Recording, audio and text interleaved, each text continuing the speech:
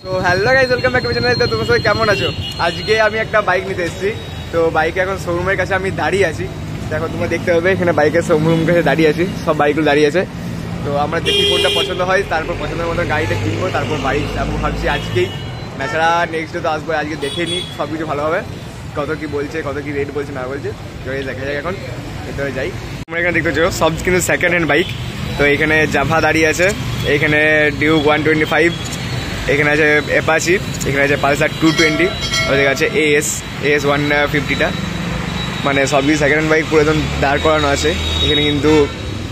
আর এখানে অ্যাপাচি, এখানে অ্যাভেঞ্জার দাঁড়িয়ে আছে, আর ভেতরে আছে RS5, দেখতেই পাচ্ছ নিশ্চয়ই।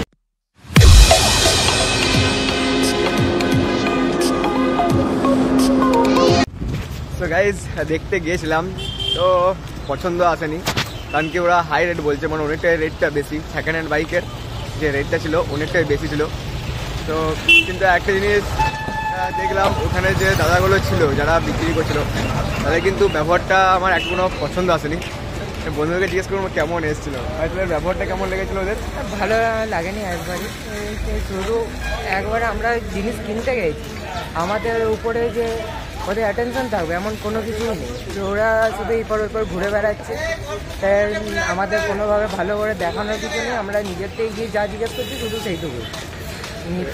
তো গাইজ মানে তোমরা বুঝতেই পারছো তাদের মানে নিজেরও ইচ্ছা ছিল কিনা জানি না যে বিক্রি করবে গাড়িটা, সেরকম মনে হয় কিছুই ছিল না।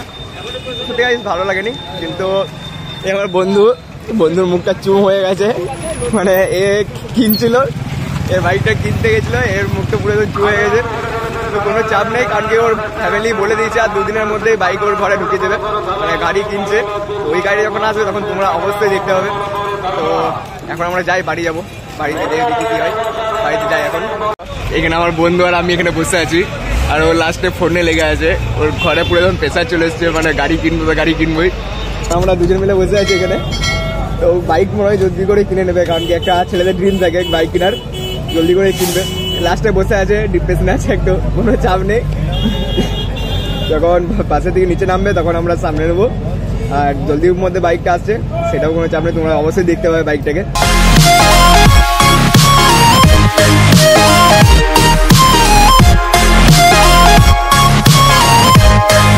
সো গাইজ বাইকটা দেখতে গেছিলাম কিন্তু কিনা হলো না, তো বাড়ি ফিরে এলাম। তো এখন যাই রুমে, একটু ফ্রেশ হয়ে গা, চান টান করে পরে তারপরে খাওয়া দেবো। তো গাইজ নেক্সট বার যখন বাইকটাও কিনবে তখন আমি শিওর রিভিউটা দেবো, আর কি বাইক কিনছে সেটা তোমাদেরকে বলে দেবো। তো গাইজ টাটা, ভিডিওটা এইটুকুই। তো আসছি নেক্সট ভিডিওতে, তখন চ্যানেলটাকে সাবস্ক্রাইব করে রাখো, বন্ধুদের সাথে শেয়ার করে দাও। তো গাইজ নেক্সট ভিডিও দেখার জন্য সাবস্ক্রাইব কিন্তু অবশ্যই করে রাখতে হবে, কিন্তু বেল নোটিফিকেশন যেটা আছে সেটা কিন্তু অন করে রেখে দেবে। তো গাইজ টাটা গাইজ।